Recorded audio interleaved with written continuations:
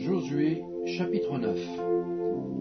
À la nouvelle de ces choses, tous les rois qui étaient en deçà du Jourdain, dans la montagne et dans la vallée, et sur toute la côte de la Grande Mer, jusque près du Liban, les Hétiens, les Amoréens, les Cananéens, les Phéréziens, les Éviens et les Jébusiens, s'unirent ensemble d'un commun accord pour combattre contre Josué et contre Israël.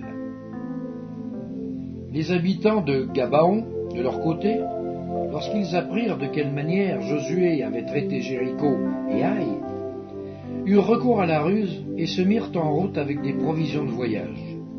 Ils prirent de vieux sacs pour leurs ânes et de vieilles outres à vin déchirées et recousues. Ils portaient à leurs pieds de vieux souliers raccommodés et sur eux de vieux vêtements. Et tout le pain qu'ils avaient pour nourriture était sec et en miettes. Ils allèrent auprès de Josué, au camp de Gilgal, et ils lui dirent ainsi qu'à tous ceux d'Israël: « Nous venons d'un pays éloigné, et maintenant faites alliance avec nous. Peut-être que vous habitez au milieu de nous, et comment ferions-nous alliance avec vous ?» Ils dirent à Josué: « Nous sommes tes serviteurs. » Et Josué leur dit: « Qui êtes-vous et d'où venez-vous » Ils lui répondirent: « Tes serviteurs viennent d'un pays très éloigné sur le renom de l'Éternel, ton Dieu. Car nous avons entendu parler de lui, de tout ce qu'il a fait en Égypte et de la manière dont il a traité les 2 rois des Amoréens au-delà du Jourdain, Sihon, roi de Hesbon, et Og, roi de Basan, qui était à Ashtaroth. Et nos anciens et tous les habitants de notre pays nous ont dit: Prenez avec vous des provisions pour le voyage. Allez au-devant d'eux, et vous leur direz: Nous sommes vos serviteurs, et maintenant faites alliance avec nous. Voici notre pain. Il était encore chaud quand nous en avons fait provision dans nos maisons, le jour où nous sommes partis pour venir vers vous, et maintenant il est sec et en miettes. Ces outres à vin, que nous avons remplies toutes neuves, les voilà déchirées. Nos vêtements et nos souliers se sont usés par l'excessive longueur de la marche. Les hommes d'Israël prirent de leurs provisions, et ils ne consultèrent point l'Éternel. Josué fit la paix avec eux et conclut une alliance par laquelle il devait leur laisser la vie, et les chefs de l'assemblée le leur jurèrent.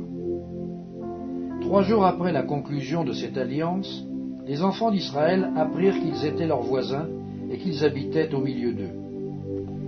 Car les enfants d'Israël partirent et arrivèrent à leur ville le 3e jour. Leur ville était Gabaon, Képhira, Béhéroth et Kirjath-Jéarim. Ils ne les frappèrent point parce que les chefs de l'assemblée leur avaient juré par l'Éternel, le Dieu d'Israël, de leur laisser la vie. Mais toute l'assemblée murmura contre les chefs.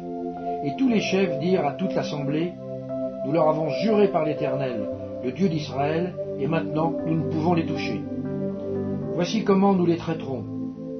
Nous leur laisserons la vie, afin de ne pas attirer sur nous la colère de l'Éternel, à cause du serment que nous leur avons fait. Ils vivront, leur dirent les chefs. Mais ils furent employés à couper le bois et à puiser l'eau pour toute l'assemblée, comme les chefs le leur avaient dit. Josué les fit appeler et leur parla ainsi: Pourquoi nous avez-vous trompés en disant: Nous sommes très éloignés de vous, tandis que vous habitez au milieu de nous? Maintenant vous êtes maudits, et vous ne cesserez point d'être dans la servitude, de couper le bois et de puiser l'eau pour la maison de mon Dieu. Ils répondirent à Josué et dirent: On avait rapporté à tes serviteurs les ordres de l'Éternel ton Dieu, à Moïse son serviteur, pour vous livrer tous les pays, et pour en détruire devant vous tous les habitants, et votre présence nous a inspiré une grande crainte pour notre vie. Voilà pourquoi nous avons agi de la sorte. Et maintenant nous voici entre tes mains. Traite-nous comme tu trouveras bon et juste de nous traiter. Josué agit à leur égard comme il avait été décidé. Il les délivra de la main des enfants d'Israël, qui ne les firent pas mourir. Mais il les destina de ce jour à couper le bois et à puiser l'eau pour l'assemblée et pour l'autel de l'Éternel, dans le lieu que l'Éternel choisirait. ce qu'ils font encore aujourd'hui.